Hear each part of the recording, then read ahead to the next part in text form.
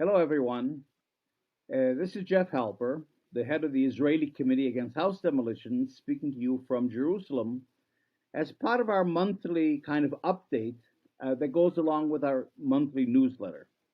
ICAHD, in my opinion, but in the opinion of many others, is one of the leading Israeli organizations working very closely with our Palestinian comrades to try not only to end the occupation and to resist the occupation, especially resisting, of course, the policy of house demolitions, but we've always been a political organization. So we work with our Palestinian partners in terms of actually getting to a political resolution of this situation and not simply resisting or protesting or educating about it or advocating for some particular policy. We're a big picture organization that works with other Palestinian organizations and Israeli organizations, critical anti colonial Israeli organizations, to try to find a just resolution of this whole conflict. And in particular, ICAHD, as we call ourselves, the Israeli Committee Against House Demolitions, works with the Palestinian led One Democratic State campaign. Well, May, of course, from in our world, um, of course, is characterized by the Nakba. The Nakba Day is May 15th. And May 15th marks the 75th anniversary of the Nakba, the catastrophe that befell the Palestinian people in 1948. During that year that Israel calls its War of Independence, and we've just celebrated 75 years of Israeli independence, during that year, half the Palestinian population was driven out of its country. Its lands were taken by the Zionists, and more than 530 entire villages, towns, and urban areas were demolished in order to make way for an Israeli Jewish population that then would replace the Palestinian population, and in general, the state of Israel would replace what would have been the state of Palestine. So Nakba Day, of course, has to be marked in and of itself as a tragic and significant event, certainly in the life of the Palestinian people. But it's also important because the Nakba reveals, I think, what we have to grasp if we really want to get to a just and workable resolution of this. It'll never be absolutely just. We're not going to go back to 1947 or before, but a substantially just resolution of this conflict that certainly gives their Palestinians national rights and individual rights in Palestine, including, of course, the right of all the refugees to return. And what the Nakba teaches us is that Zionism was, and this is becoming fortunately more and more a part of the discussion. Zionism was a settler colonial movement. In other words, its very purpose, its intent until today, because Zionism, of course, still propels and directs the Israeli state in all its political goals, until today, um, the idea of settler colonialism is to transform an Arab country into a Jewish country, to transform Palestine into the land of Israel, to replace a Palestinian people with the Israeli people. And the only way, of course, when Zionism began, the Palestinians were more than 90% of the population, owning or controlling about 96% of the land. So that the only way you could transform Palestine into a Jewish state was to completely displace the Palestinians, either drive them out of the country or confine them to small islands. Today, the Palestinian population, which is still the majority population in historic Palestine, between the Mediterranean and the Jordan River, about 51, 52%, is nevertheless confined to 15% of the land in hundreds of little enclaves and islands in the West Bank, in East Jerusalem, in Gaza, but also inside Israel.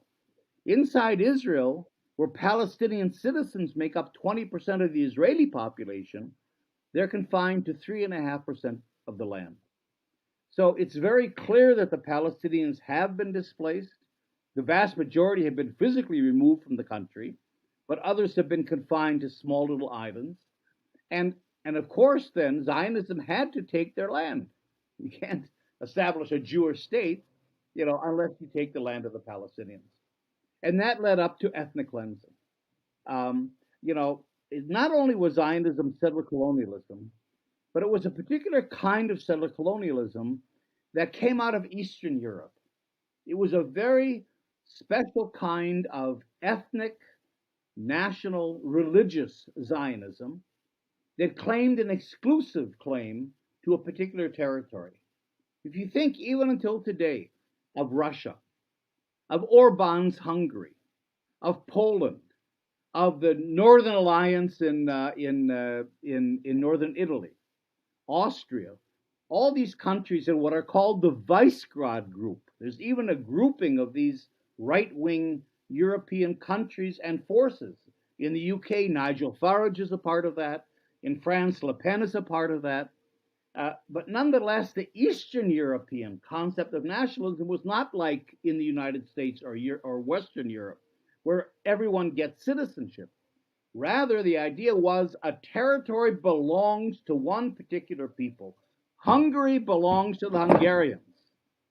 And not only white Hungarians, but Christian white Hungarians. We don't tolerate any other groups. We don't tolerate the Roma, for example, and certainly we're not going to accept immigrants that come from Africa or the Middle East. So this kind of xenophobic nationalism still comes from Eastern Europe, but that's where Zionism came from.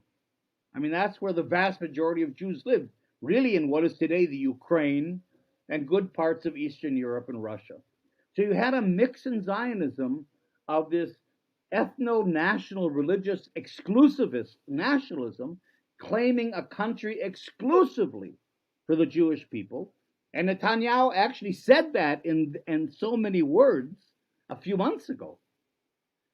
With settler colonialism, that's the operational form of this ethnic nationalism. In other words, actually coming in, conquering the country, taking the land, and getting rid of the Palestinians. And you can't do that unless you ethnically cleanse the indigenous population. And that's what the Nakba symbolizes. The Nakba symbolizes that exclusive claim, that taking of the land, that throwing out of the Palestinian population, and that operationalizing of the exclusivity of a Jewish claim to the country. This is a Jewish state from the Mediterranean to the Jordan River. Now, why is that important? It's important in terms of why is that politically important?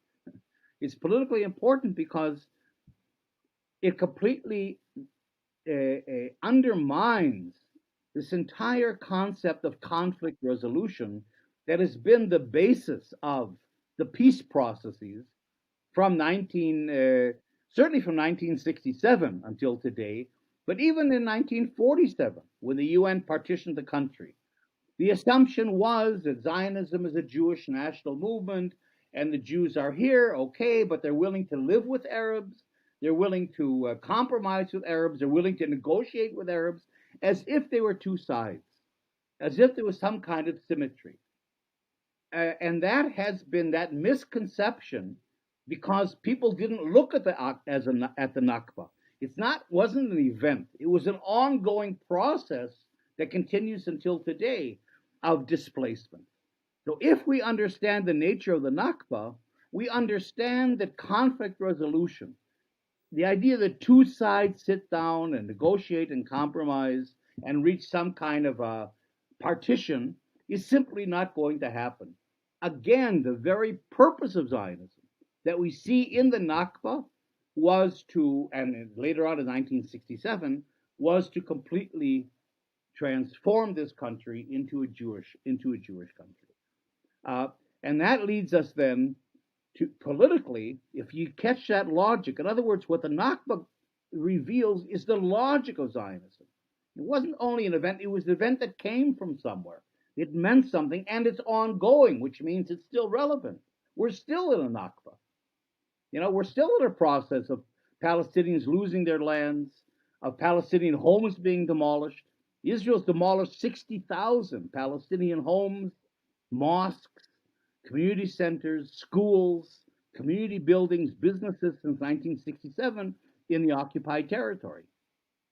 So this process goes on.